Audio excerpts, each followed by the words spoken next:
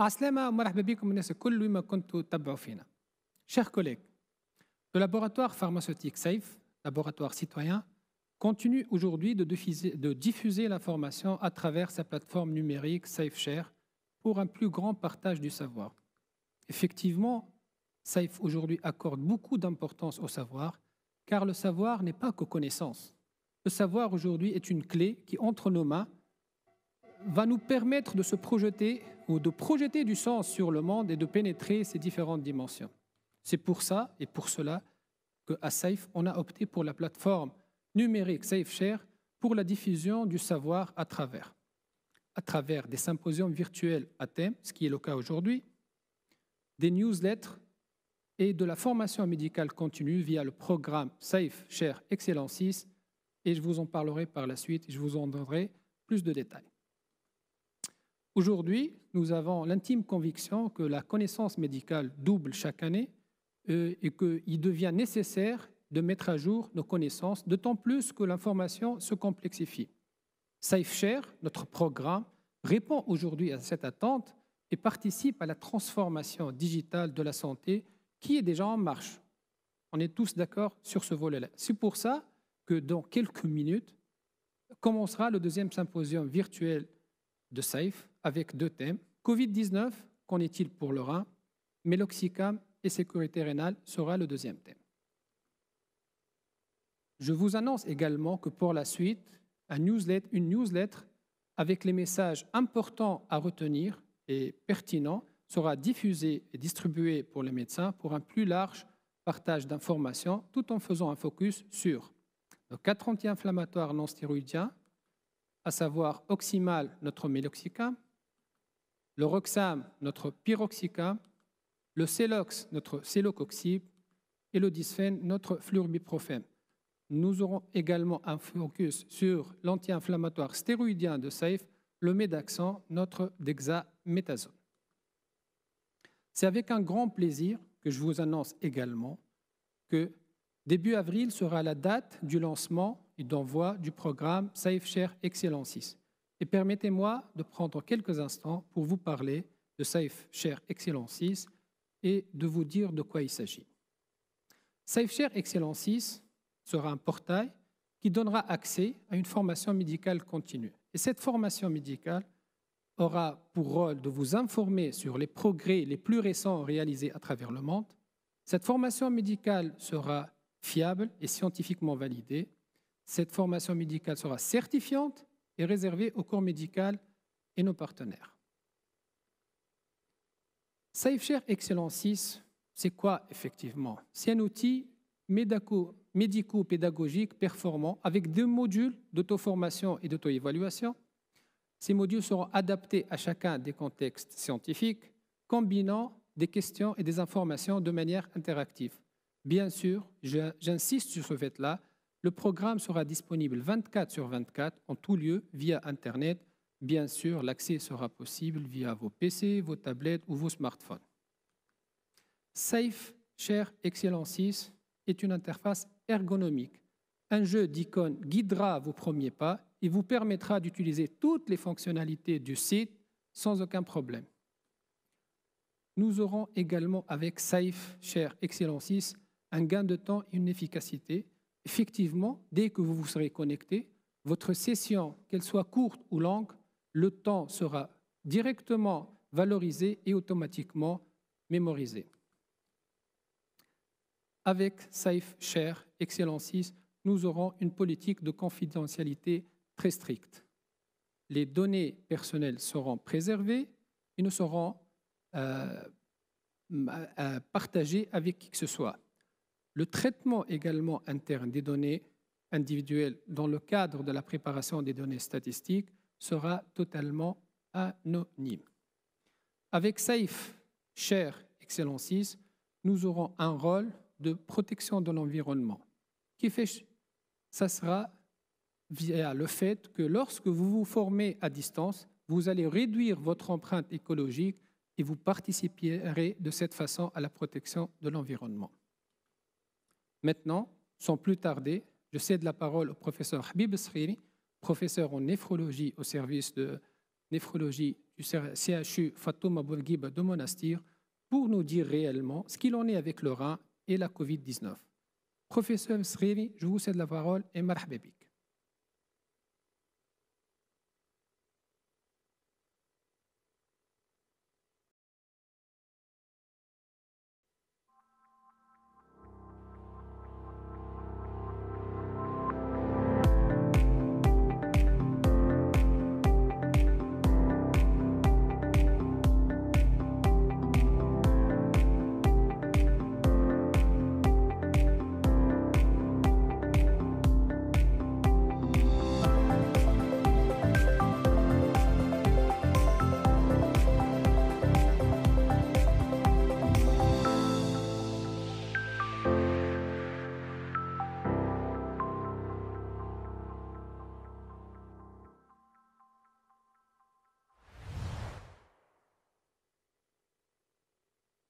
Barakallahu fik, c'est Mehdi.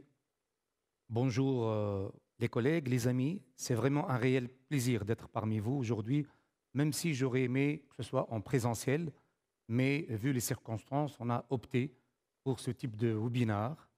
Et le sujet d'aujourd'hui, c'est un sujet d'actualité, puisqu'il va nous parler du rein et de l'importance de cette atteinte rénale au cours de cette maladie qui est la Covid. Alors, ce que je vous propose aujourd'hui, c'est d'aborder cette présentation en parlant de la pathogénie et surtout des preuves que le rein est cible dans la Covid, de l'épidémiologie de cette atteinte rénale, des mécanismes possibles pour que le rein soit, disons, cible, quels sont les types d'atteintes rénales au cours de la Covid, quelques aspects thérapeutiques, et puis on finira par une conclusion.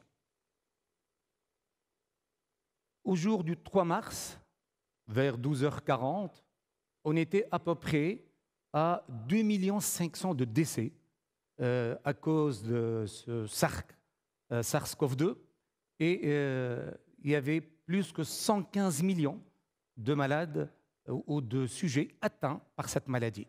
Vous voyez notre cher pays dans la situation où le rang 55 et avec un nombre de décès qui dépasse les 8000 personnes.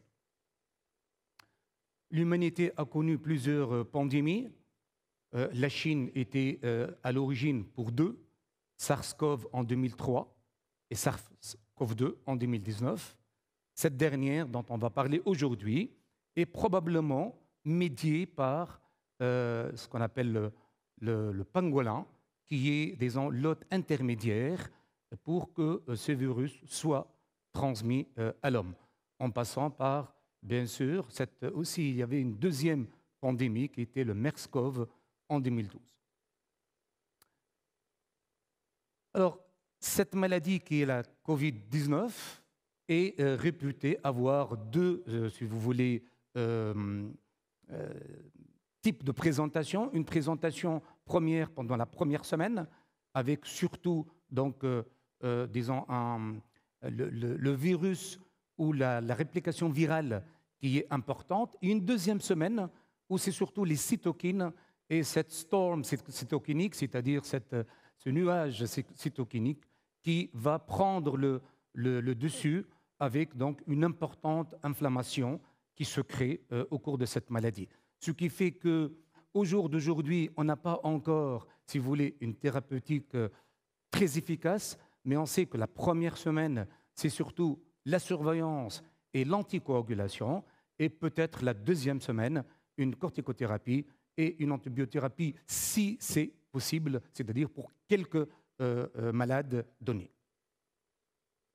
Alors maintenant, quelles sont les preuves que le rein est cible?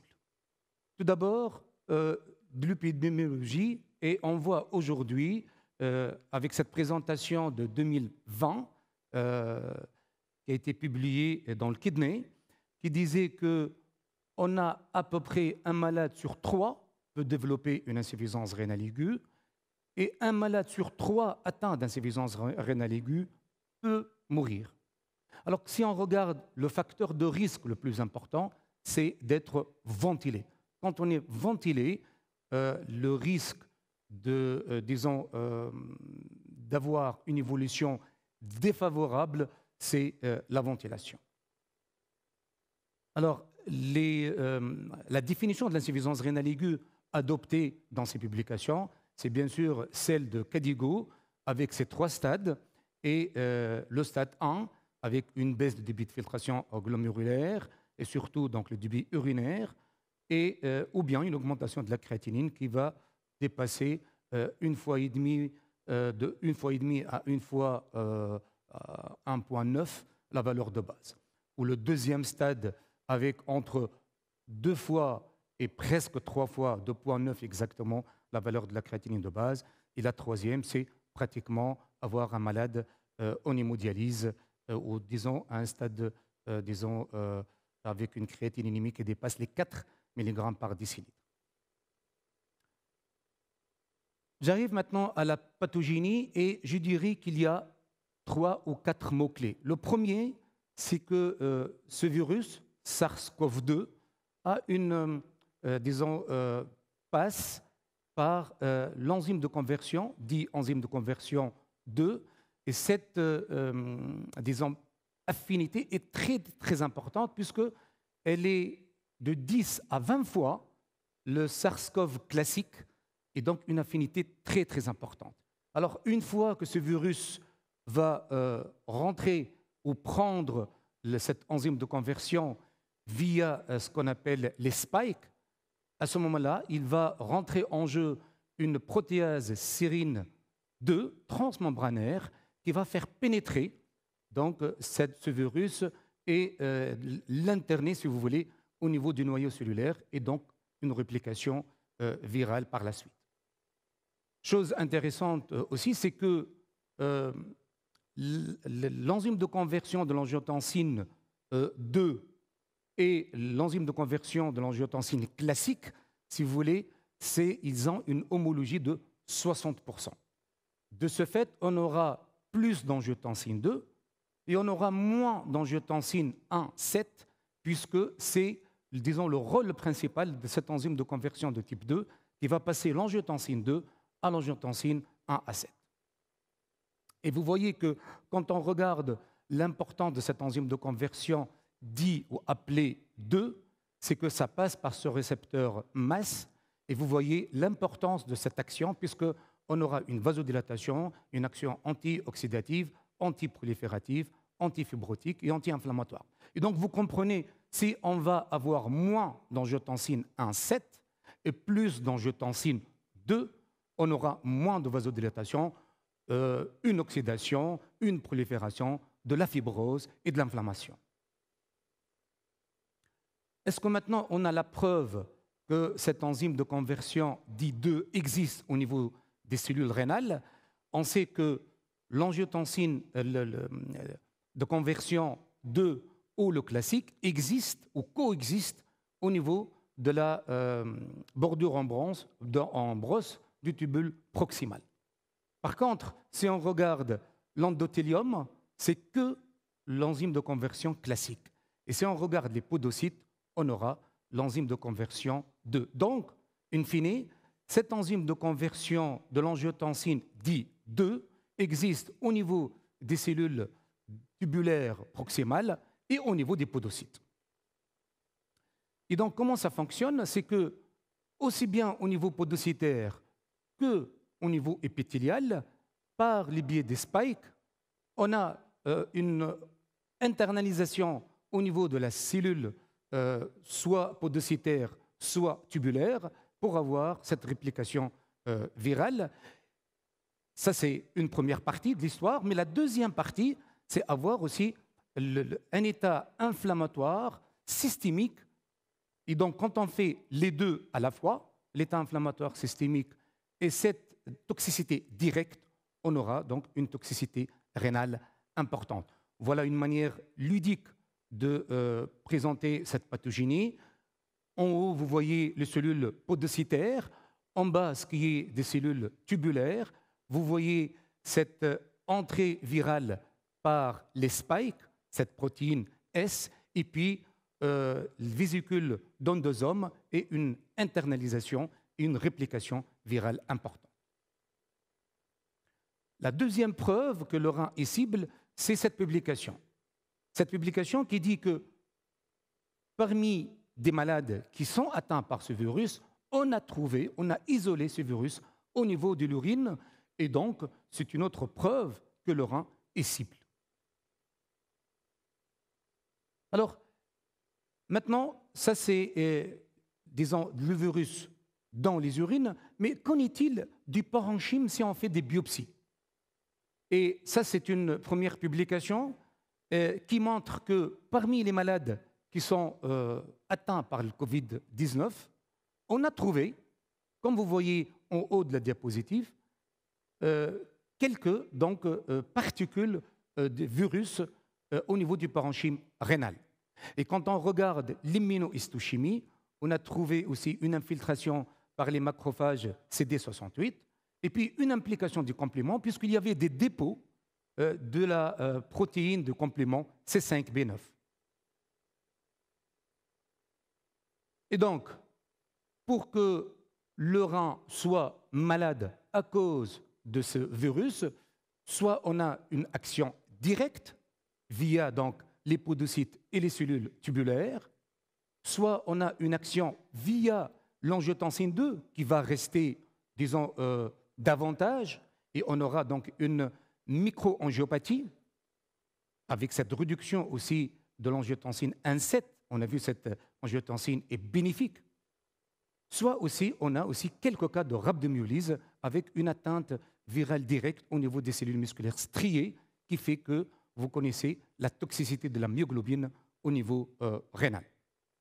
Et donc, par ces différentes explications et aussi par le biais de sepsis, on peut avoir une atteinte rénale importante.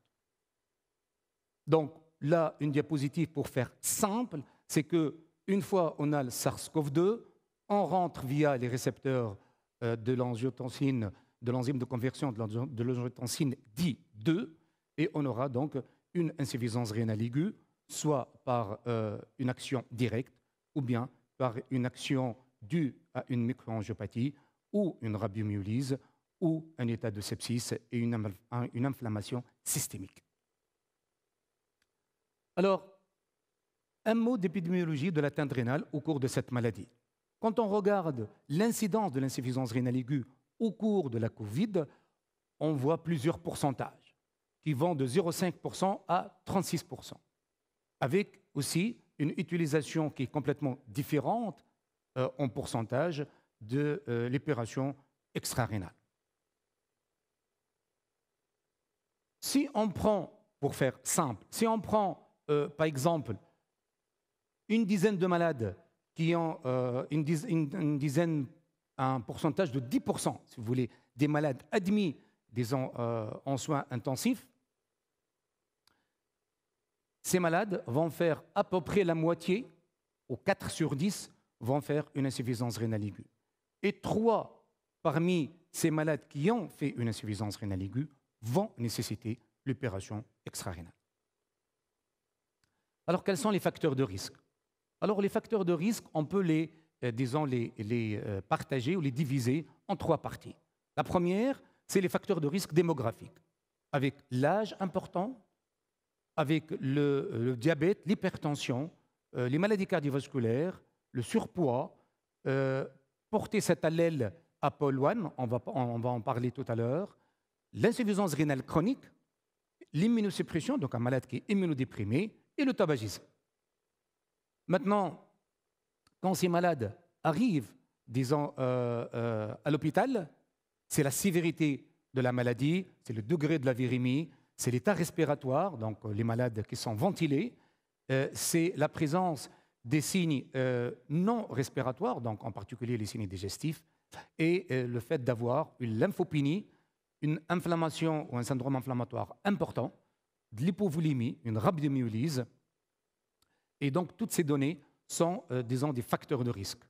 Et au cours de l'hospitalisation, on passe par la ventilation, l'utilisation des vasopresseurs, l'utilisation aussi des médicaments néphrotoxiques et aussi la boulimie a une, disons, importance dans les facteurs de risque pour développer une insuffisance rénale aiguë. Alors, les types d'atteinte. Les types d'atteinte, on peut avoir plusieurs mécanismes qui peuvent coexister pour le même malade. Donc, de l'hypovolémie, de la nécrose tubulaire aiguë, de l'atteinte vasculaire ou glomérulaire, de l'hypoperfusion, et puis cette atteinte virale directe. Et vous savez qu'il y a quelques, disons, données, aussi bien de l'examen clinique, mais surtout aussi de la biologie, qui font qu'on est plutôt orienté vers une explication par rapport à une autre. Bien sûr, quand on a la fraction d'excrétion de sodium qui est moins de 1%, c'est plutôt pré-rénal. Quand on a une nécrose tubulaire, c'est surtout un sodium urinaire très élevé. Dans ce qui est de rhabdomyolyse, on aura une myoglobinurie et donc des bandelettes urinaires positives, mais il n'y a pas de globules rouges au niveau du sédiment urinaire. Et quand on a une coagulopathie, on aura donc des didymères très, très élevés et un taux de fibrinogène qui est très élevé. Et puis les syndromes aussi, les syndromes cardio-rénaux. Alors, qu'est-ce qu'on peut avoir exactement quand on a un malade qui a une atteinte rénale qui est secondaire à ce virus? Cette publication, très récente, disait qu'à peu près 3 malades sur 4 vont présenter une hématurie, un peu moins des malades ont une protéinurie. Et même si on a remarqué que cette hématurie et cette protéinurie vont, disons, rentrer en rémission, par la même occasion, l'atteinte rénale continue à être, si vous voulez, un tournant péjoratif dans le cours de cette maladie, et en particulier, on aura donc une mortalité très élevée quand on a une insuffisance rénale due à ce virus.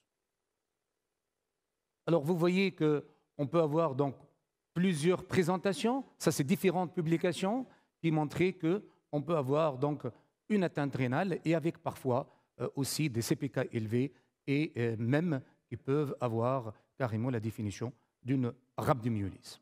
Et vous voyez que la protéinurie, elle peut être de 44%, mais elle peut être aussi de 63%.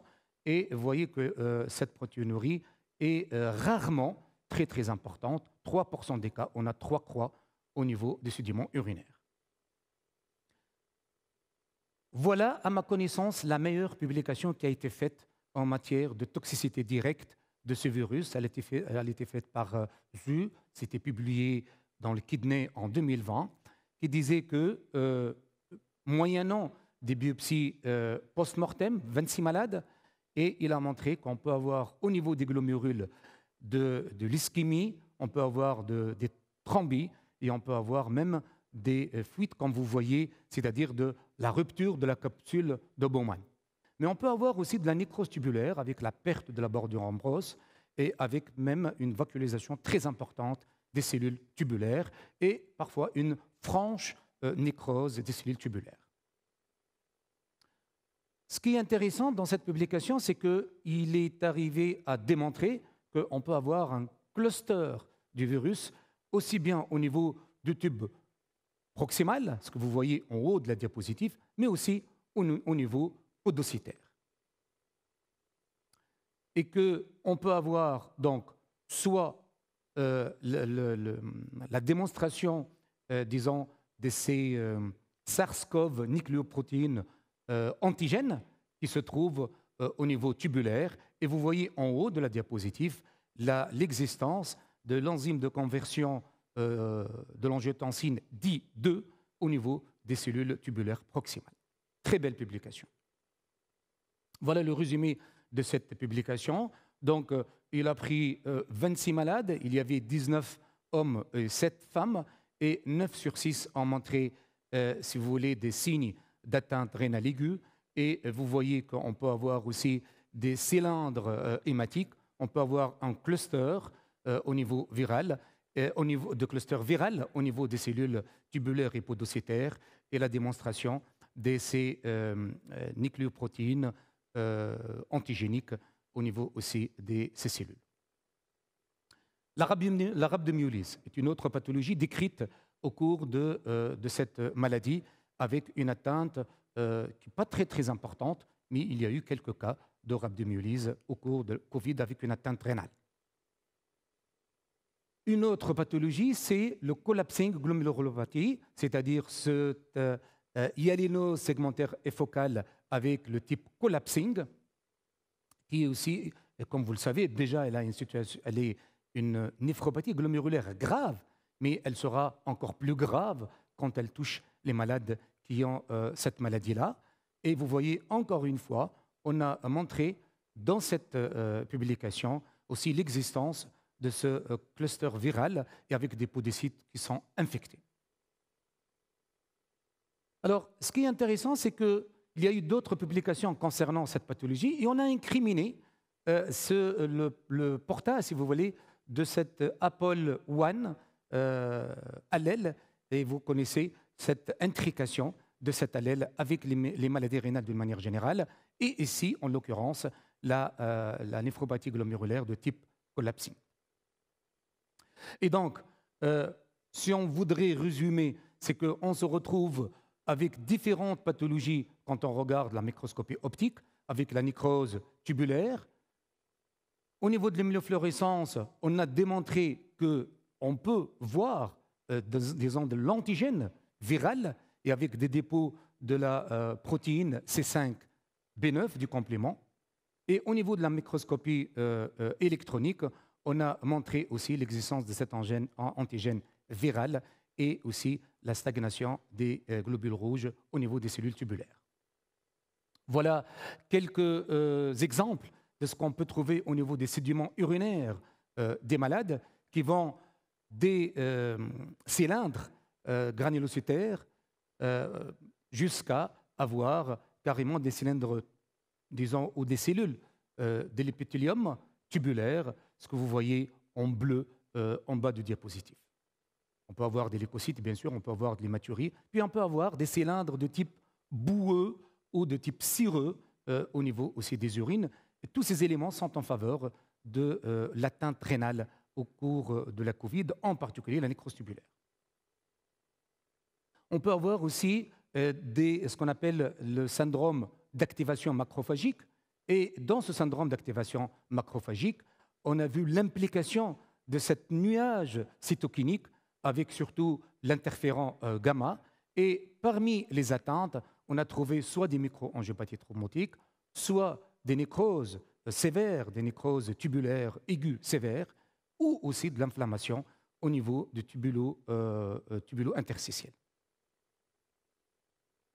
Alors, encore une fois, des publications qui concernent cette atteinte rénale au cours de la Covid, avec des microangiopathies thrombotiques, avec la nécrose tubulaire, avec cette hyalino-segmentaire et focale de type collapsing, et avec même une vascularite de type, disons, possible. Quelques cas anecdotiques aussi d'infarctus rénal. Vous connaissez, si vous voulez, cette coagulabilité qui existe au niveau de cette maladie, et vous voyez sur cette diapositive des infarctus rénaux qui sont dus à l'existence souvent des antiphospholipides. Alors, qu'en est-il maintenant des aspects thérapeutiques?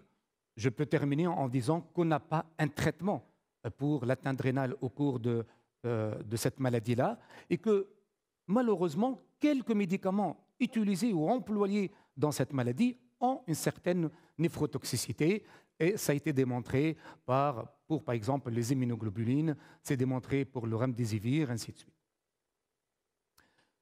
Une autre donnée importante, c'est que si on voudrait dialyser les malades, il faudrait faire très attention à, si vous voulez, à la localisation du cathéter central. Parce qu'on peut avoir des soucis avec les malades si le cathéter central n'est pas dans l'endroit optimal, ce que vous voyez un peu plus bas que le cathéter qui est, disons, photographié sur cette diapositive, pour avoir, si vous voulez, une perméabilité qui est très intéressante, puisqu'on a toujours ce problème de coagulation. Cette balance est capitale. il ne faut pas laisser les malades en hypervolémie, mais il ne faut pas non plus induire une diurèse agressive et les rendre en hypovolémie. Cette balance est très importante. Essayons de garder ces malades en euvolémie. Alors bien sûr, à chaque stade d'insuffisance rénale aiguë, et on a vu qu'il y en a 3 stades, on peut utiliser plusieurs moyens, mais je dirais que les moyens sont surtout les moyens préventifs.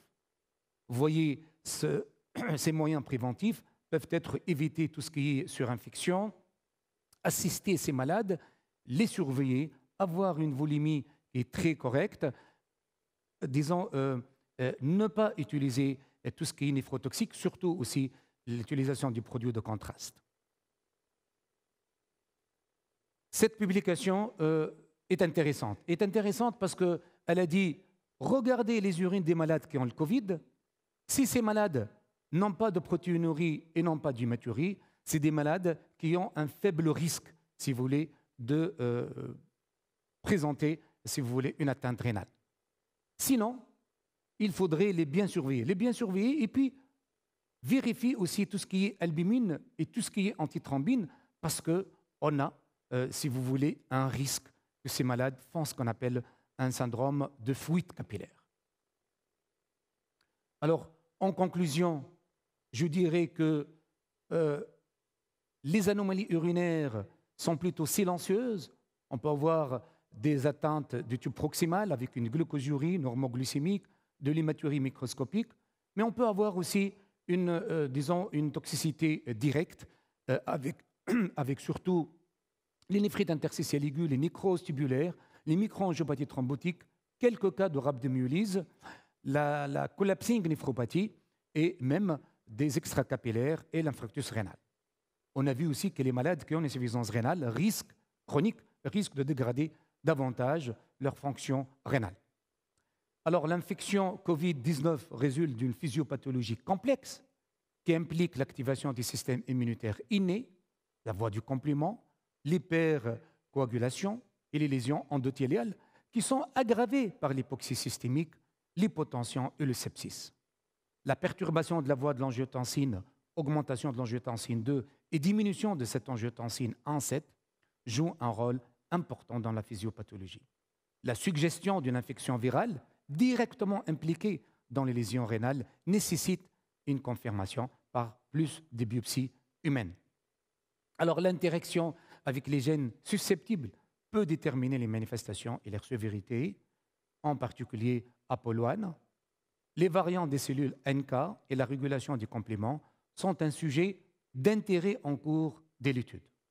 Et puis, on peut cibler ces récepteurs, l'anticoagulation, l'inhibition du complément et les thérapies anticytokiniques en combinaison avec les antiviraux pourront être très, très prometteuses. Je vous remercie pour votre attention. Merci beaucoup au professeur Srini pour cette excellente présentation. Et je pense que nous allons passer au deuxième thème, méloxicam et sécurité rénale.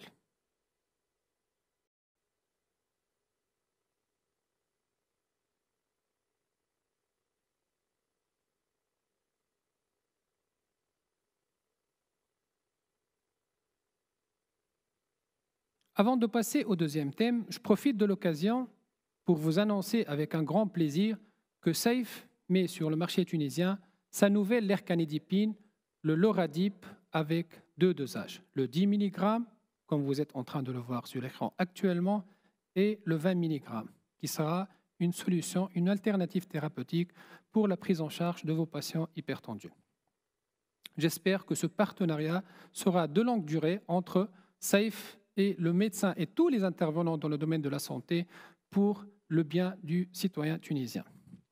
Comme je vous l'ai déjà annoncé, le deuxième thème aura pour sujet méloxicam et sécurité rénale. Et je vous rappelle que Safe met à votre disposition son méloxicam, l'oxymal, avec 2 formes, l'injectable et la forme comprimée avec 2 présentations, la boîte de 7 et la boîte de 14. Maintenant, je cède la parole pour professeur Srini pour le second thème, méloxicam et sécurité rénale.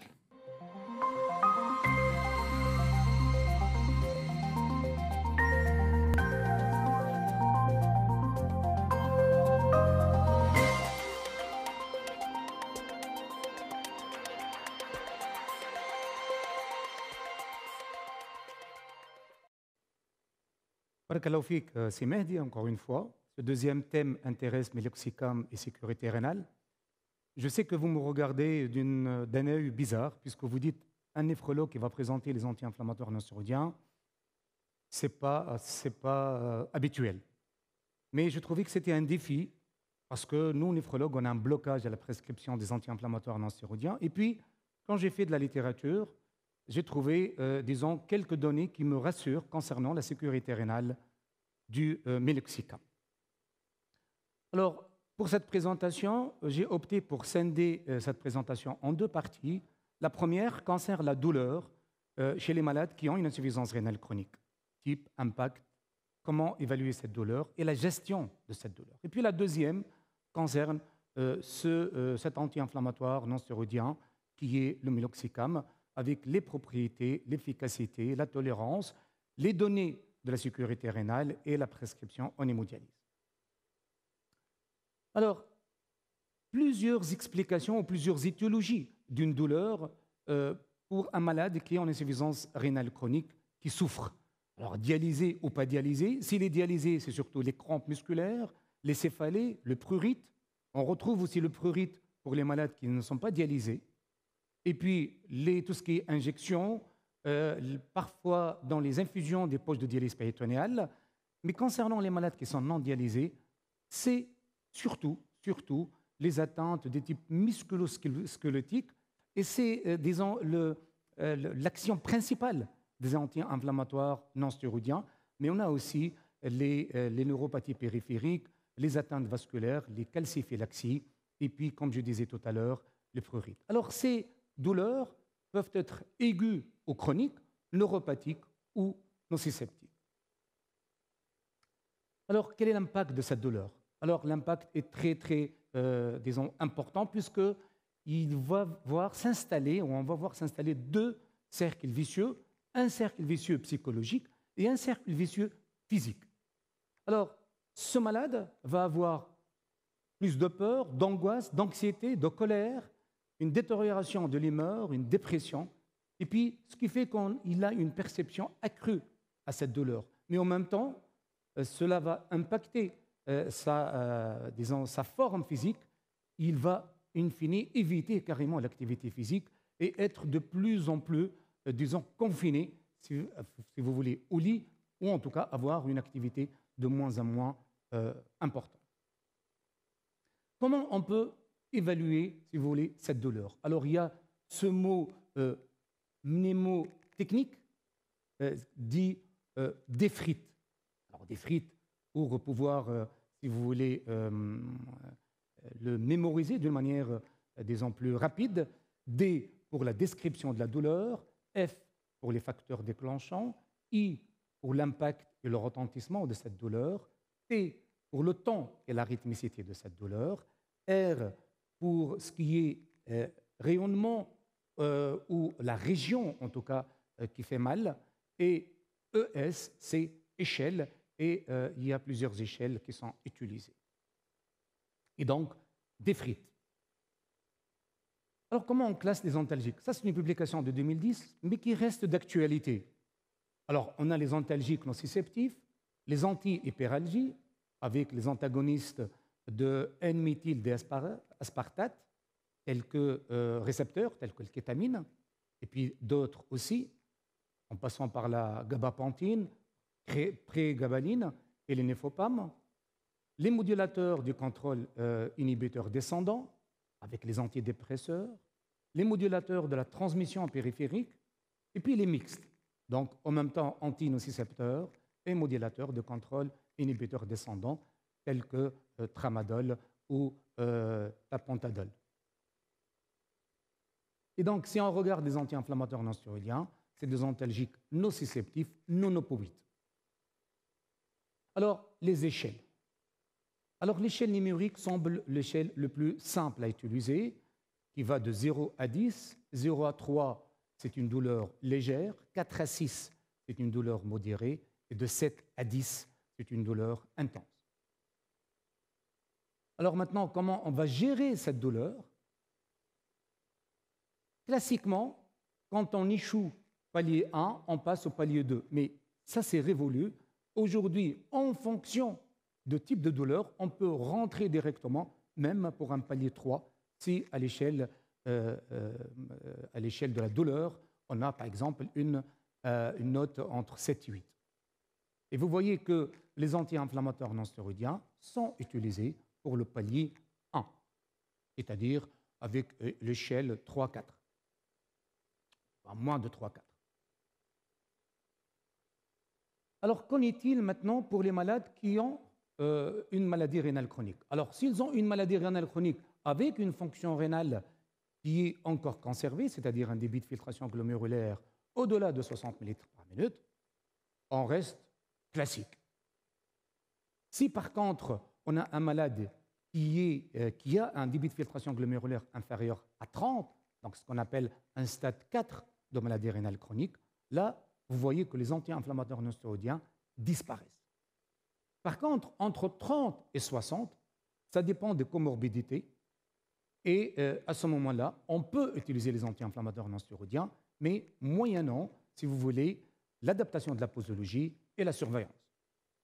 Que disent les KDIGO? À peu près la même chose. C'est des 3 paliers et on va d'un palier à un autre en fonction de l'importance de la douleur. Et les anti-inflammatoires, toujours pour le palier 1. Alors maintenant, quand on regarde les anti-inflammatoires non stéroïdiens, ici, c'est des données, si vous voulez, américaines, et à peu près, c'est-à-dire même endroit, même état des lieux, c'est-à-dire les anti-inflammatoires non stéroïdiens à utiliser avec prudence, certes, et pour le palier 1. Alors, il faudrait adapter la posologie. On sait que la clairance est allongée pour les malades qui ont une insuffisance rénale, ça je parle d'une manière générale.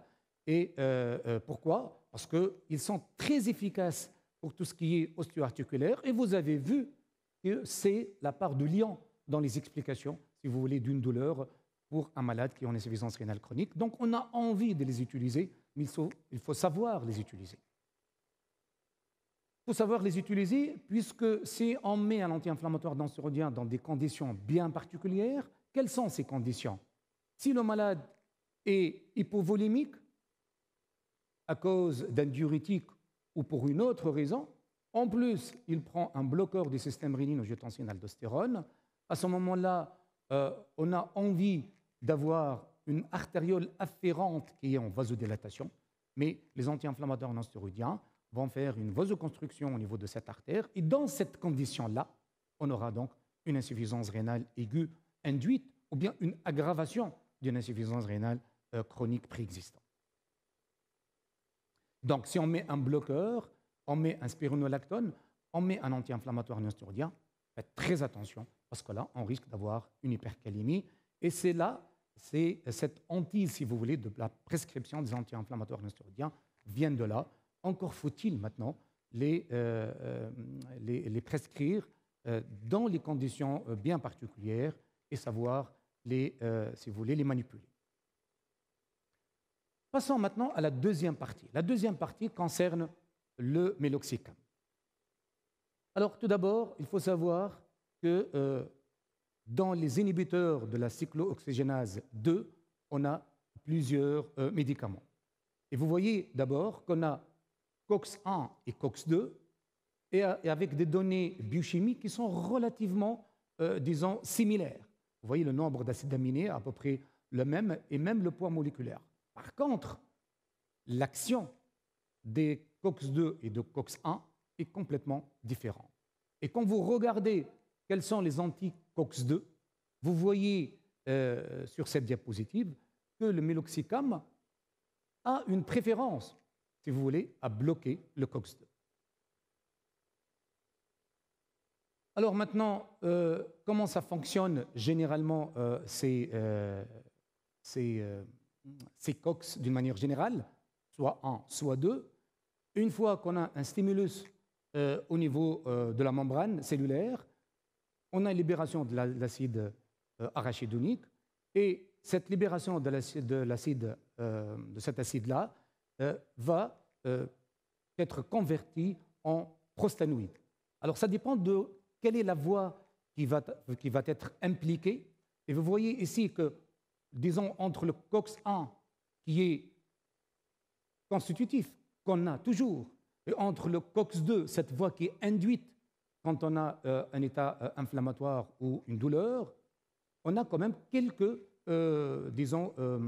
points en commun avec une implication au niveau rénal et au niveau endothélial.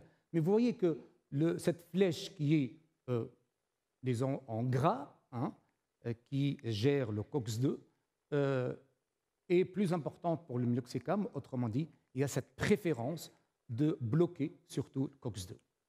Alors, quand on regarde maintenant le COX-1, vous voyez que c'est une voie, si vous voulez, de protection. Elle est là, elle est constitutionnelle, mais de protection. C'est-à-dire, soit on a une augmentation de l'agrégation plaquettaire, soit on a une protection, si vous voulez, de la muqueuse gastrique.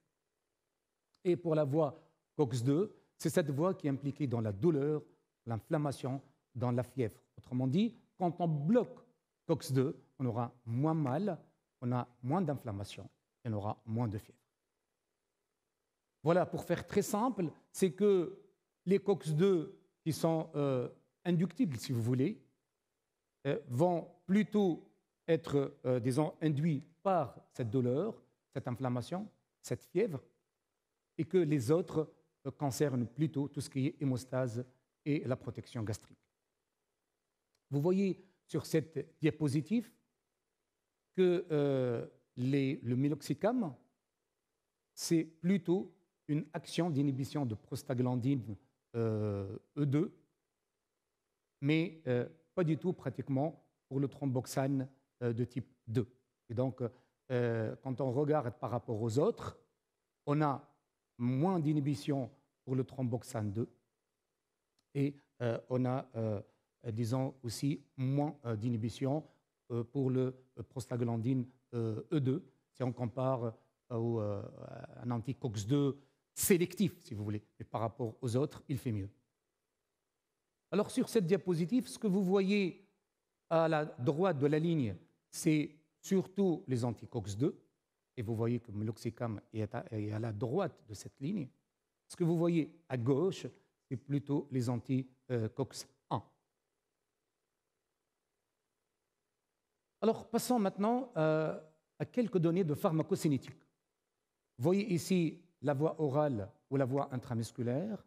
On a une concentration plasmatique qui augmente très rapidement avec la voie intramusculaire, pratiquement en 30 minutes, et qu'à peu près au bout de 4 heures, on a un taux plasmatique qui est relativement le même, aussi bien pour la voie intramusculaire que pour la voie orale. Et donc, une rapidité de passage systémique pour cette molécule. La deuxième donnée que je trouvais intéressante, c'est ce passage au niveau synovial. Ça, c'est une publication qui a montré qu'est-ce qui se passe au niveau du plasma et qu'est-ce qui se passe au niveau synovial pour des femmes et des hommes qui ont pris 15 mg dose unique de meloxicam. Et vous voyez que rapidement, on monte à 842 microgrammes par litre pour le plasma et à 320 au niveau du liquide synovial, ce qui est très intéressant. Et donc, on a un passage au niveau de cette synoviale qui est important. Alors maintenant, qu'est-ce qui se passe pour ce qui est de douleur? Et on va passer à quelques, si vous voulez, exercices de comparaison head-to-head. Vous voyez ici meloxicam avec l'empiroxicam à 27 mg. Et à chaque fois, on voit qu'avec le meloxicam, on fait nettement mieux par rapport à l'autre produit et évidemment par rapport au placebo. Alors maintenant, par rapport au pyroxicam, vous voyez que avec disons, une manière de voir les choses autrement. Ici, c'était un changement par rapport à la valeur de base de l'échelle de la douleur. Et vous voyez qu'avec le meloxicam 7,5 et 15, on a une modification plus importante et donc une amélioration plus importante. Ici, on a pris les malades qui ont des douleurs au niveau de l'épaule. Sur cette diapositive, une publication qui a concerné 169 malades qui ont un lumbago, et on a regardé ce qui se passe quand on compare meloxicam par rapport au piroxicam. Et quand j'ai lu cette publication, qui est intéressante puisque c'était contrôlé, randomisé, en fait, il n'y avait pas beaucoup de différence pour cette indication, qui est le lumbago, entre ces deux molécules. Et quand on a regardé aussi ce qui est de deuxième jour et même à la fin de l'étude, c'est à peu près comparable. Parce que sur la première diapositive, c'était quelques minutes, voire 1h30 après la prise médicamenteuse, mais ici, c'est quelques jours après, et c'est à peu près la même chose. Alors maintenant, plusieurs sortes, si vous voulez, de comparaison dans des études en double aveugle, placebo contrôlé, et on a pris plusieurs médicaments, dont le diclofénac, et on a regardé un peu ce qui se passe, et à chaque fois, on voit que le meloxicam est beaucoup plus intéressant aussi que les autres. Sur cette publication, qui a pris placebo, meloxicam et diclofénac, et on a vu que meloxicam à dose de 22,5, on aura à peu près le même effet que diclofénac 150. Ici, c'était pour des malades qui ont une arthrite rhumatoïde. C'était une étude qui s'est étalée sur 12 semaines, multicentrique, double aveugle, et versus placebo ou diclofénac. Mais ce qui est intéressant, c'est que quand on a regardé ce qui se passe pour ce qui est de l'œdème, si vous voulez, au niveau articulaire, on trouve que la dose de 7,5 est pareille que la dose de 22,5, et alors que le diclofénac échoue dans cet œdème articulaire. Et là, peut-être, je reviens à cette pharmacocinétique avec ce passage important au niveau du liquide synovial de meloxicam. Alors, une autre étude publiée en 1997 qui a comparé meloxicam 15 mg avec diclofénac à 100 mg. Et vous voyez que ici, on a une efficacité qui est plus importante avec le meloxicam. C'est une étude aussi que j'ai trouvée intéressante parce que ici, ils ont pris des malades qui vont être opérés, qui vont avoir l'extraction de la troisième molaire, en comparant ceux qui ont reçu diclofénac ou meloxicam. Et vous voyez aussi bien pour la douleur sur la première partie de la diapositive que sur l'ouverture de la bouche, et donc moins de trismus si vous voulez, il y a plus d'efficacité avec le meloxicam. Et pareil, quand on a essayé aussi de comparer meloxicam avec tramadol, vous avez vu que le tramadol, ce n'était pas le palier 1, alors que l'anti-inflammatoire était palier 1. Et dans cette indication, le meloxicam à 15 mg en IM 50 minutes avant la chirurgie, c'était 15 malades, par rapport au tramadol 50 mg en IM 50 minutes avant la chirurgie, aussi pour 15 malades, toujours, c'est le meloxicam qui est sorti gagnant. Et vous voyez qu'on a moins de malades qui ont mal, disons plus de malades qui ont plus de douleur et, disons, une prise d'autres antalgiques moindre dans le groupe qui a pris le meloxicam. Alors, qu'en est-il maintenant de la tolérance? Alors, si on prend comme ça la tolérance dans sa globalité et on demande aux malades est-ce que vous avez bien toléré cette molécule, vous voyez que la réponse est souvent oui, c'était bien toléré. C'était 139 malades, c'était 12 semaines d'études et c'était une étude multicentrique. Maintenant, quand on a parlé à l'investigateur, meloxicam par rapport au piroxicam, c'était à peu près la même chose, mais toujours un petit avantage concernant le meloxicam pour les malades qui ont répondu très bien. Cependant, quand on regarde maintenant dans les détails, on a moins d'effets indésirables avec le meloxicam, puisqu'il y avait 1,2 malades avec des effets ou des méfaits au niveau du système gastro-intestinal, alors qu'il y avait 7% pour les malades qui sont sous piroxicam.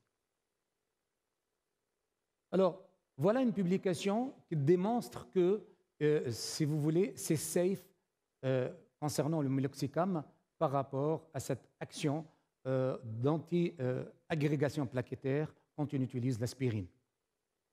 Ces deux premières colonnes, c'était avant l'utilisation, et par la suite, c'était après l'utilisation. Donc, utiliser l'aspirine avec le meloxicam n'altère pas du tout, si vous voulez, la faculté que l'aspirine a pour avoir son action anti-agrégante plaquettaire. Alors maintenant, quand on regarde ce qui se passe pour tout ce qui est, si vous voulez, effet indésirable, d'une manière générale, ici, soit dans la totalité des effets indésirables, soit les effets indésirables digestifs, vous voyez que toujours en haut de tableau, c'est-à-dire avec des malades qui ont moins de problèmes quand on utilise le meloxicam.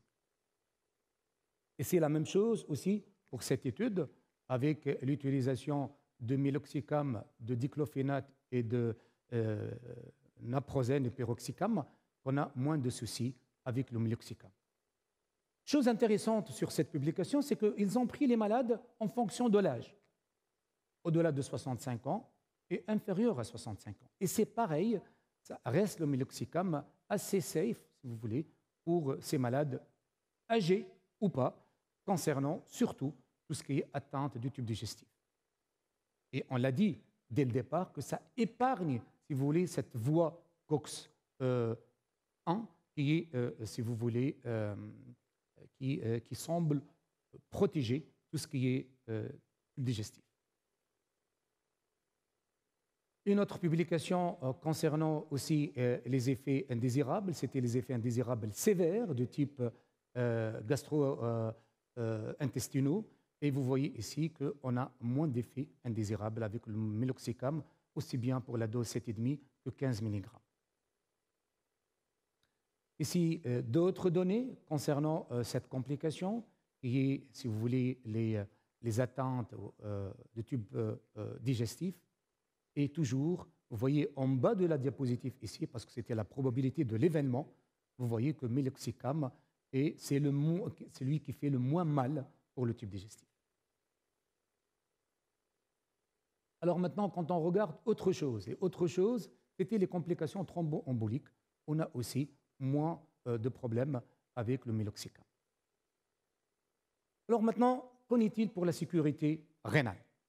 Alors je trouvais cette publication qui a été faite en 1996 et qui a montré que quand on a pris des malades qui avaient un âge autour de 70 ans, avec une fonction rénale qui était aux alentours de 48 ml par minute au départ, et on a regardé après 28 jours, si vous voulez, d'utilisation du produit, et vous voyez que la fonction rénale est restée la même, et donc on n'a pas, si vous voulez, disons, de détérioration de la fonction rénale. Une autre publication, que dans les lignes, vous voyez qu'on a moins de problèmes quand on utilise le meloxicam par rapport à un autre anti-inflammatoire non stéroïdien, et ici c'était le diclofénac. Une autre étude randomisée, double aveugle, qui a pris pratiquement plus de 250 malades et qui a montré que quand on regarde ce qui se passe pour le rein, vous voyez qu'avec le meloxicam, on a moins de 1,08, c'est-à-dire on n'a pas plus de risque de voir développer une atteinte rénale due au meloxicam. Ce n'était pas le cas pour les autres, c'est-à-dire pyroxicam et diclofénac. Alors maintenant, passons à des données de registre. Ici, c'est une première disons, étude canadienne qui a pris des milliers d'effets indésirables dus aux anti-inflammatoires non stéroïdiens. Et quand on a regardé le meloxicam ici, vous voyez que par rapport aux autres, c'était moins de risque d'utiliser ce produit par rapport aux anti-inflammatoires que vous voyez sur la diapositive. Maintenant, c'est les Américains qui ont fait à peu près la même chose, sur des registres aussi. Quand on regarde Meloxicam et on compare par rapport aux autres, insuffisance rénale aiguë ou pas, et vous voyez que c'est moins de 1, et donc on n'a pas plus de risque, si vous voulez, pour induire une insuffisance rénale en utilisant Meloxicam. Maintenant, les Français, et pour les Français, à peu près la même chose, des données entre 2002 et 2006. Et qu'est-ce qu'ils ont trouvé? Ils ont trouvé que Meloxicam est aussi très intéressant pour la sécurité rénale. Vous voyez en gras les deux qui sont les plus mauvais, un diclofénac, kétoprophène, alors que Meloxicam a un risque beaucoup moindre que les autres. Et c'est toujours la même chose quand on regarde aussi l'hyperkaliémie.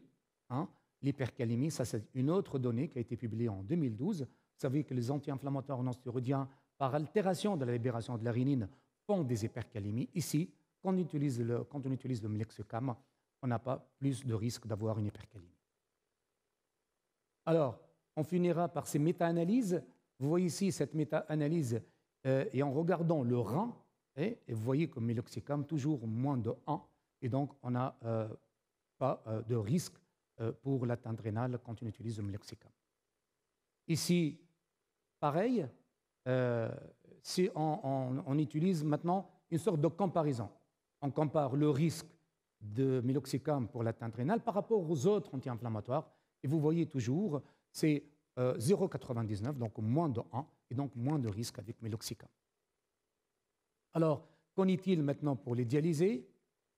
Ce que vous voyez en gras, c'est les malades qui sont en insuffisance rénale chronique, et puis les autres, les malades qui sont volontaires, sains.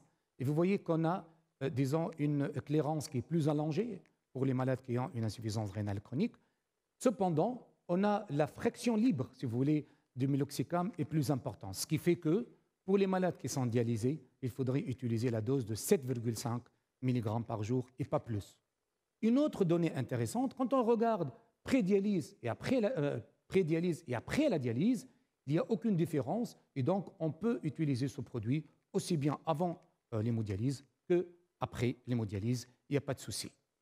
Chose aussi rassurante pour nos confrères qui s'occupent des centres d'hémodialyse et des malades dialysés d'une manière générale, c'est qu'il y a une sécurité hépatique aussi à côté de cette sécurité rénale. Mais comme le malade est en dialyse, ce n'est plus le problème, mais le foie reste important et on a une sécurité hépatique pour aussi cette molécule-là, sans aucune interaction avec l'utilisation de l'aspirine. Et vous connaissez l'importance de l'aspirine pour, si vous voulez, les fistules artério-veineuses. Alors en conclusion, je dirais que la douleur est un des symptômes les plus courants chez les patients atteints de maladies rénales chroniques. 60% des malades peuvent, si vous voulez, souffrir. L'existence de thérapeutiques médicamenteuses validées dans l'insuffisance rénale chronique, quel que soit le stade. Les anti-inflammatoires non-stéroïdiens peuvent avoir leur place dans cet arsenal thérapeutique. Il faut savoir choisir son anti-inflammatoire non-stéroïdien. Meloxicam offre une efficacité prouvée, une tolérance, une certaine sécurité rénale documentée que je viens de vous montrer. Maintenant, il y a toujours des règles de prescription. L'obligation ou la nécessité absolue de prescrire un anti-inflammatoire non-stéroïdien, et puis l'optimisation des conditions, avoir un malade en euvolémie, pression artérielle normale ou normalisée, rendre le régime même normal en selle transitoirement, arrêt, quand c'est possible, les médicaments à risque, et puis utiliser des faibles doses et les adapter. Et puis la surveillance reste toujours quelque chose de fondamental pour ces malades. Je vous remercie pour votre attention. Alors maintenant, on peut passer aux questions. J'espère que vous avez beaucoup de questions à poser et donc je les attends volontiers.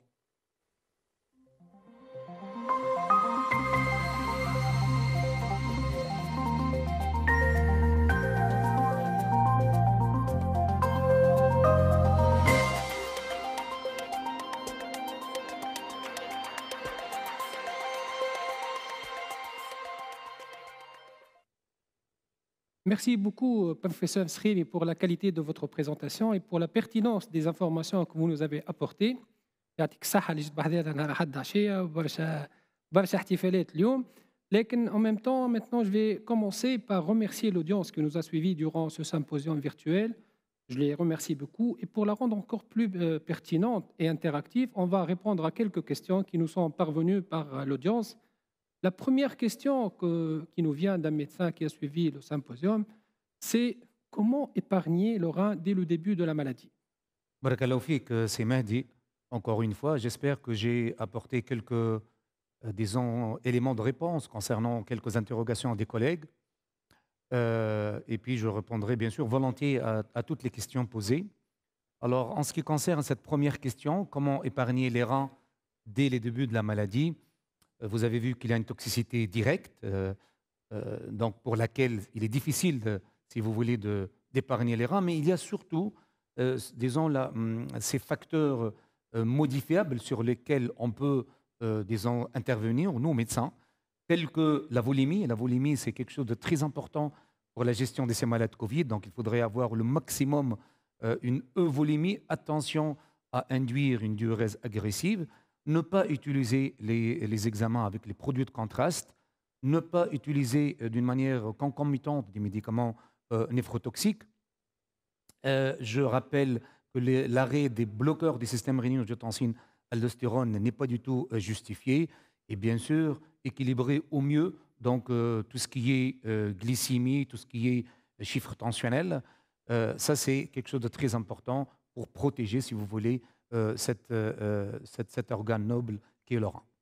Avant de passer à la deuxième question, je voudrais insister sur la prévention se fait par le stade de l'atteinte rénale, une insuffisance rénale terminale, modérée ou légère, ou quel que soit le type de l'atteinte rénale. Alors, ça dépend. Si on parle des malades qui ont une maladie rénale chronique, en l'occurrence ceux qui ont une insuffisance rénale, là, on sait que être, disons, malade avec ce virus-là peut dégrader la fonction rénale. On n'a pas beaucoup de données concernant, disons, cet aspect. Par contre, si on parle de l'insuffisance rénale aiguë, il vaut mieux l'éviter. Si on l'a, il faudrait au moins avoir le stade 1 de Cadigo, c'est-à-dire avoir une créatinine moins de 2 fois la valeur de base pour ne pas, disons, rentrer dans les stades 2 et les stades 3. Donc, la deuxième question, elle répondait à ça, c'était les précautions à prendre pour protéger les reins chez les patients atteints du Covid-19 et les patients Covid-19 insuffisance rénale terminale. Alors, concernant les malades qui ont une insuffisance rénale terminale, si ces malades-là sont dialysés, il y a surtout donc, disons, des conditions bien particulières. On a vu par exemple tout ce qui est cathéter central avec l'endroit précis. On a vu aussi que ces malades sont sujets à développer cette maladie puisqu'ils sont considérés immunodéprimés. Et donc, on n'a pas créé des centres pour le Covid en Tunisie pour répondre aussi à une autre question. Par contre, il faudrait les dialyser à part, soit en fin de séance, soit avec une séance à part au niveau d'un centre d'hémodialyse précis. Donc voilà les conditions avec lesquelles on a travaillé pendant cette pandémie et on continue à faire de la même sorte. Donc maintenant, je vais demander à voir la troisième question. Plusieurs questions nous sont parvenues durant ce symposium. Je remercie encore l'audience de nous avoir suivis et posé plusieurs questions. On va attendre la troisième question, on va la voir. Donc maintenant, c'est une question peut-être sur l'avenir et la prise en charge de la pathologie. A-t-on essayé d'avoir un remède contre le Covid, je suppose, en agissant sur l'enzyme de conversion angiotensine? Très belle question, parce que c'est en cours d'étude justement d'aborder d'autres aspects thérapeutiques, puisque les aspects qu'on a actuellement, on n'a pas beaucoup d'efficacité. Et donc, il y a plusieurs études, disons, en cours qui concernent cette question bien précise. Donc, on peut supposer que dans l'avenir, on va avoir peut-être une ébauche thérapeutique en utilisant les enzymes de conversion. Probablement, on suivra cette affaire. Merci beaucoup, c'est Habib. Question suivante, s'il vous plaît. Donc, est-ce que l'atteinte rénale est directement liée à la gravité du tableau clinique du Covid-19 ou bien il y a une discordance anatomoclinique entre les symptômes et la sévérité de l'atteinte?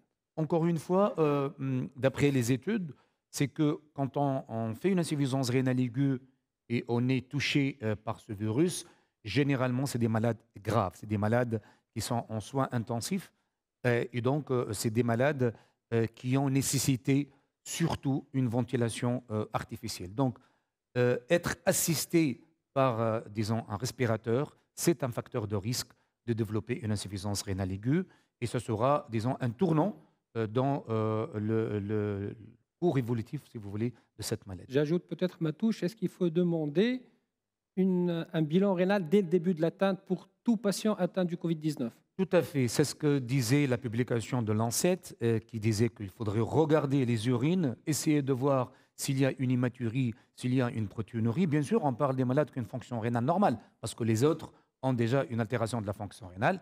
Et si ces malades ont une protéinurie, une hématurie, il faudrait bien sûr les suivre à la loupe. Par contre, pourquoi? Parce que ces malades peuvent développer encore une autre complication, qui est le syndrome de, disons, de fuite capillaire, et ça sera une gravité supplémentaire. La question suivante, et je vois qu'elle est en rapport avec ce qu'on est en train de dire, c'est l'Arbib, parce que voyez-vous que le traitement qu'on décrit maintenant peut avoir des conséquences, une toxicité rénale, le traitement anti-Covid peut avoir une toxicité rénale, ce qui est utilisé aujourd'hui. Alors, disons, parmi les traitements proposés pour cette maladie, et même si c'est pas, l'efficacité n'est pas encore prouvée, il y a ceux qui ont une toxicité rénale. Et j'ai cité par exemple les immunoglobulines ou bien le remdesivir, qui sont des médicaments qui ont une toxicité rénale. Donc effectivement, parmi les médicaments proposés, il y a ceux qui ont une toxicité rénale, et ça on le sait pour au moins ces deux molécules. La question suivante que je suis en train de voir, c'est l'Arbib, elle est en rapport et d'actualité. Je vois que le post-Covid, c'est une situation que tout le monde se pose. Que va être le post-Covid? Un conséquent en rapport avec le rein, y a-t-il des séquelles rénales irréversibles en post-Covid? Alors, comme je disais tout à l'heure, il n'y a pas suffisamment de données pour répondre bien à cette question, mais soit on est dans la maladie rénale chronique et surtout l'insuffisance rénale chronique, et là, aussi bien dans la littérature que même avec notre expérience pour cette maladie-là, on a remarqué que des malades se sont trouvés en dialyse alors qu'ils avaient une fonction rénale pas trop altérée, et c'était irréversible. Mais on a vu aussi qu'il y en a d'autres qui ont récupéré un peu leur fonction rénale. Donc, je dirais que être touché par ce virus pour un malade qui a une maladie rénale chronique, c'est quand même quelque chose de grave et qui peut, disons, dégrader davantage la fonction rénale. Pour ce qui est d'insuffisance rénale aiguë, ça dépend. Si c'est une nécrose tubulaire, ça peut être réversible. Par contre, pour tout ce qui est glomérulaire, ça dépend de l'étiologie. Par exemple, dans les collapsing, c'était des causes irréversibles. Maintenant, je vois une question très intéressante, je trouve. Est-ce que l'atteinte rénale dans le cadre du Covid est en rapport avec la réponse immunitaire ou bien avec la nocivité du virus lui-même? Alors, c'est les deux. C'est les deux. Il y en a la démonstration dans la littérature des deux. On a vu qu'on peut avoir une toxicité directe du virus. On a même montré l'existence des nucléoprotéines antigéniques du virus au niveau des cellules tubulaires proximales et même dans les podocytes, mais aussi par le biais de l'inflammation systémique. Et on a vu, par exemple, l'importance de l'interféron gamma. On peut avoir aussi donc une atteinte rénale. Donc, les deux, la toxicité directe et l'inflammation systémique. Donc, on va attendre la question suivante. Alors, au cours de cette pandémie, je trouve que plusieurs personnes phytones qui souffrent de l'insuffisance rénale, est-ce qu'on a réservé des centres de dialyse particuliers pour les personnes Covid-19 ou alors on les a traités comme tous les autres patients insuffisants rénaux Alors, pour la dialyse? on n'a pas réservé des centres de dialyse. Ça a été Est-ce que une c'est une bonne proposition. décision? Voilà, il Ça a fallait faire été autre une chose. proposition, et puis on a trouvé quelques difficultés pour l'appliquer. Mais finalement, chaque centre d'hémodialyse privé ou public s'est adapté. Et comme je disais tout à l'heure, soit en fin de séance, soit de faire une séance à part. Et dans l'ensemble, je pense que dans ce domaine d'hémodialyse, euh, je dirais, et ça sera très prochainement publié, que je peux dire qu'on a réussi à gérer pas mal de situations relativement graves. C'est une bonne nouvelle que vous annoncez. La prochaine question se rapporte, je pense, à l'action anti-inflammatoire. l'action anti-inflammatoire du meloxicam, l'action vasoconstructrice des artères afférentes rénales, est-ce que c'est elle qui est la cause de l'aggravation de la fonction rénale dans les anti-inflammatoires? Alors, je, je, je dirais très rapidement, pour avoir une fonction rénale correcte, et pour faire simple, il faudrait une porte d'entrée, une porte de sortie. La porte d'entrée, c'est l'artériole afférente. On aimerait que cette artériole afférente soit ouverte. Et la porte de sortie, qui est l'artériole efférente, on aimerait que ce soit fermé pour avoir, ou relativement fermé, pour avoir une bonne pression de filtration glomérulaire. Et donc, il y a des situations où on a envie d'avoir ça, telles que les malades qui sont sous régime sans sel, tels que les malades qui sont sous diurétique, tels que les malades qui sont sous enzyme de conversion, inhibiteurs de l'enzyme de conversion ou, disons, un sartan.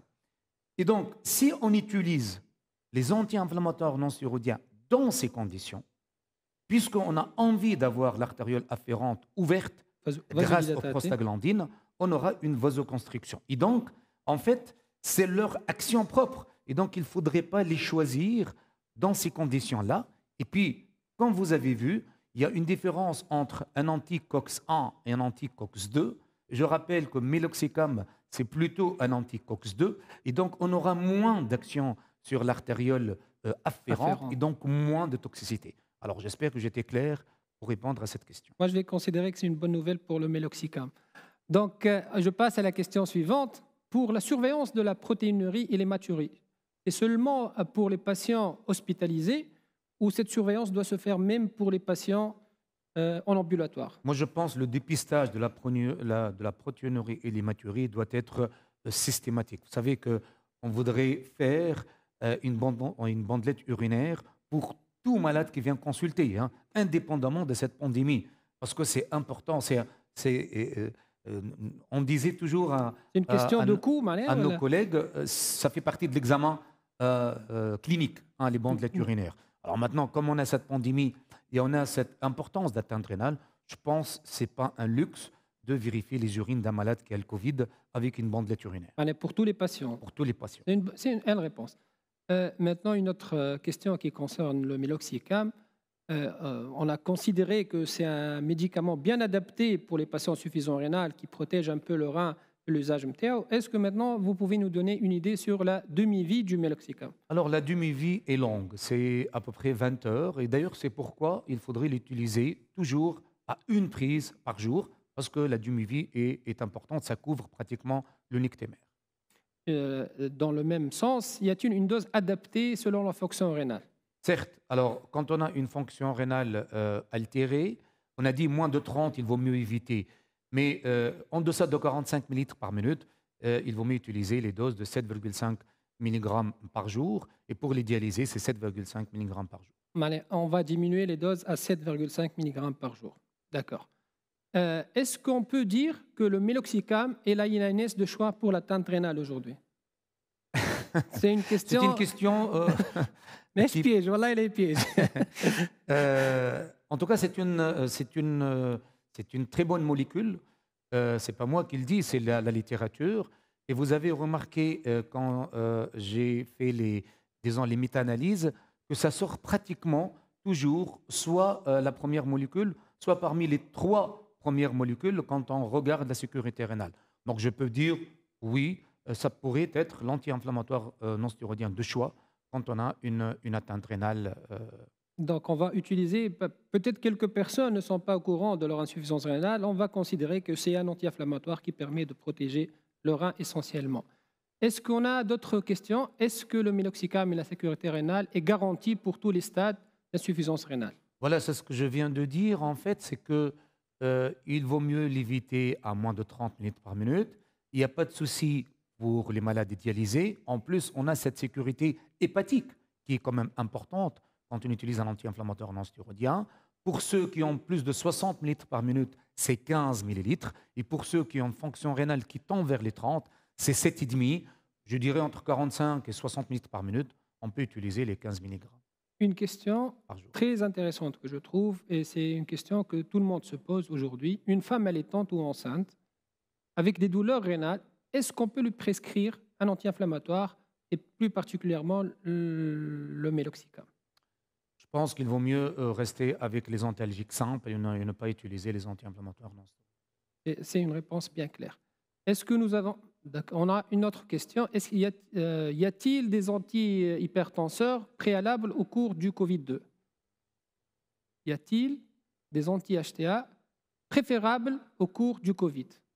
Oui, c'est une bonne question. Je vois la réponse derrière, je pense, parce qu'il y a eu quelques données dans la littérature qui suggèrent que les inhibiteurs du canal calcique, en l'occurrence l'arcanidipine par exemple, les malades qui utilisaient ces antihypertenseurs ont moins de problèmes. Maintenant, reste à valider puisque c'était des données de registre et on n'a pas forcément, si vous voulez, disons, une étude, comment dirais-je, randomisée. Merci beaucoup à l'audience, merci beaucoup, professeur Srivi. Et je vais vous donner la possibilité de vous exprimer, d'apporter quelque chose pour l'audience qui est en train de nous suivre en direct avant de clore ce symposium virtuel. Merci, je tiens à remercier tous ceux qui nous ont suivis et puis aussi, certainement, il y en a ceux qui voulaient être avec nous et pour différentes obligations l'étaient pas. En tout cas, j'espère que j'ai, comme je disais à l'introduction, j'ai amené quelques éléments de réponse concernant quelques interrogations. Et puis, à travers les délégués, je peux répondre à d'autres questions si vous le souhaitez ou directement sur mon email. Je sais que c'est deux sujets complètement, disons, différents, c'est-à-dire rein et Covid et anti-inflammatoire et sécurité rénale, mais je pense que ce sont deux sujets, je dirais, d'actualité. L'anti-inflammatoire non stéroïdien, pour nous néphrologues, comme je le disais, c'était vraiment un blocage pour la prescription. Je pense que j'ai débloqué un peu la situation pour quelques collègues. Et puis le rein et Covid, c'est un sujet d'actualité. C'est un sujet qui me paraît très, très intéressant au jour d'aujourd'hui. Merci beaucoup à vous, Sir Habib, et merci à l'audience. Je sais qu'aujourd'hui, on a été en concurrence avec deux événements sportifs très importants. Donc, j'espère que l'importance du sujet a apporté des informations pertinentes. Et nous, à SAFE, on vous promet qu'on restera en continuité avec vous et on vous apportera d'informations. Merci beaucoup, Sir Habib. Merci à l'audience et j'espère qu'on va se rencontrer avec le programme SafeShare ou SafeShare Excellence 6 pour de prochains rendez-vous où on sera avec vous dans un partenariat durable. Merci à vous et au revoir. Merci beaucoup, Sir Habib.